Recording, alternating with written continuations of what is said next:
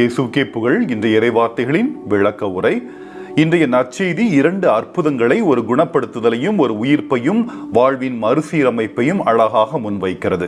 2 நிகழ்வுகளுக்கும் இயேசுவின் உடல் மற்றும் ஆன்மீக தொடர்பு தேவைப்படுகிறது. இயேசுவை சுற்றி ஒரு பெரிய கூட்டம் இருக்கிறது.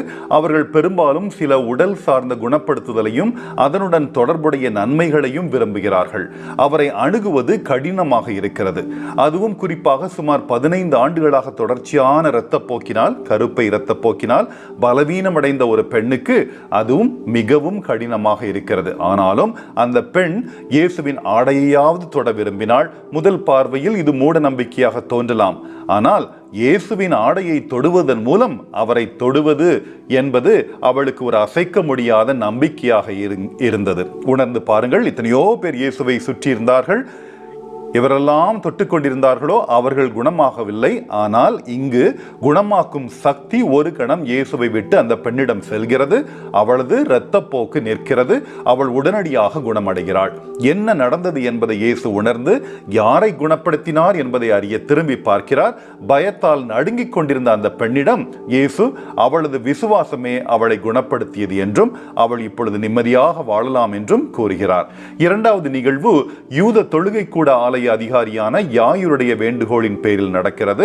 யாயிர் யூத தொழுகை கூட பெரியவர்களின் கட்டளைகளின் காரணமாகவோ அல்லது இயேசு பாவிகளுடன் நட்பு கொண்டிருப்பது தவறு என்ற தனது சுய கண்ணோட்டத்தின் காரணமாகவோ இயேசுவுக்கு எதிராக கூட இருந்திருக்கலாம்.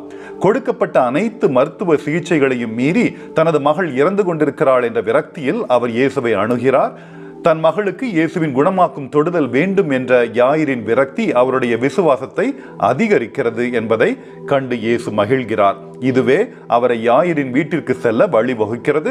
வழியில் யாயிரின் மகள் இறந்துவிட்டாள் என்ற செய்தியை மக்கள் கொண்டு வருகிறார்கள். ஆனால் இயேசு அவருடைய விசுவாசத்தை கைவிட வேண்டாம் என்று கூறுகிறார். தலித்தா கூம், சிறுமி எழுந்திரு என்ற வார்த்தையே யாயிரின் மகளை மரணத்திலிருந்து எழுப்ப போதுமானதாக இருக்கிறது.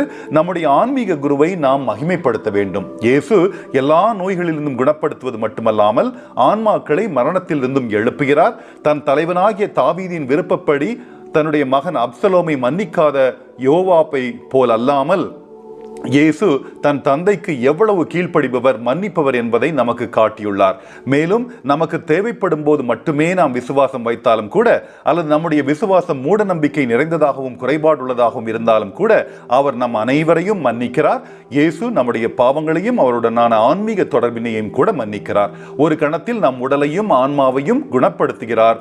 மேலும் நம்முடைய ஆன்மாக்களை இறந்த உடலுக்குள் கொண்டு வர அவரால் மட்டுமே முடியும். ஆமென்.